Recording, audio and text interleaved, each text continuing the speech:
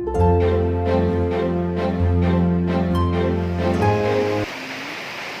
าสบายดี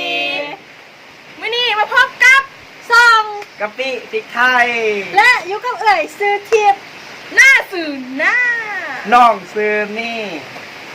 และตอนนี้เราอยู่ในสวงล่าง ซิม แล้วผมว่าเราจะซิมยังเหมือน ไปเบิกกันเลย ไปกันเลยและสิ่งที่เราจะมาซิมในมื้อนี้ก็คือ ทุเรียน หรือว่ามักมีน้ำ โบโตเมน ก็มีมาเราจะมาปอกกันเลยมันจะเป็นจะได้โอ้เจ็บนะ ก็จะได้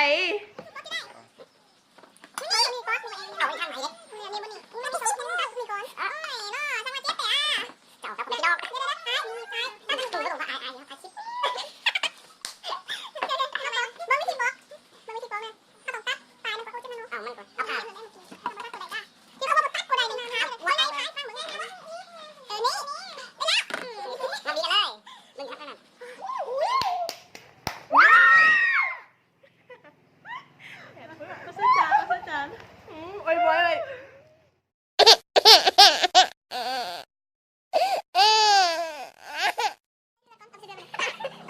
นี่เลยหมอนทอง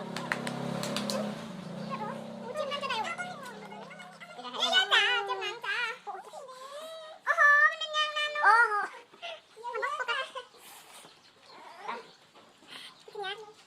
จะได้ไหมที่มันออกเป็นตอนไม่ทำคือเราอ่ะจะทายแล้วป่ะทายไม่เจ็บยอดว้า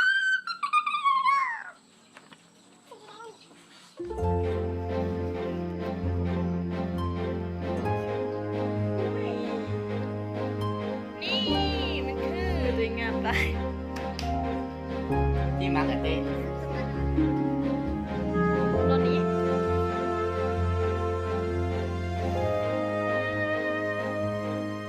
จะได้คืออะไรเนี่ยแต่อูนี่ก่อนได้ตอนนี้ เราจะมาลองซิมเอารสชาติเป็นจะได้บ่เคยกินจิกเถื่อบ่ฮู้ว่าอีมักหรือบ่มักแต่ว่ากินนี่โอ้ยหอมอ่ะหอมก็ได้อะหอม แซ่บกันเลย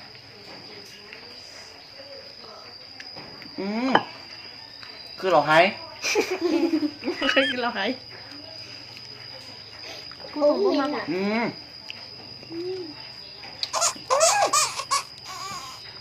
เราให้ คือมันยังแบบ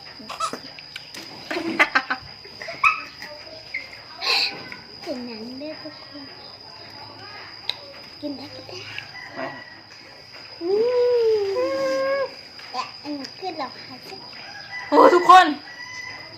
ข่อยบ่มัก แซ่บ ก็ตัวว่าแซ่บเหมือนกัน แจ๊บ น้ำมึงว่าแท้ มึงตัวนี้มั้งอ่ะ แถว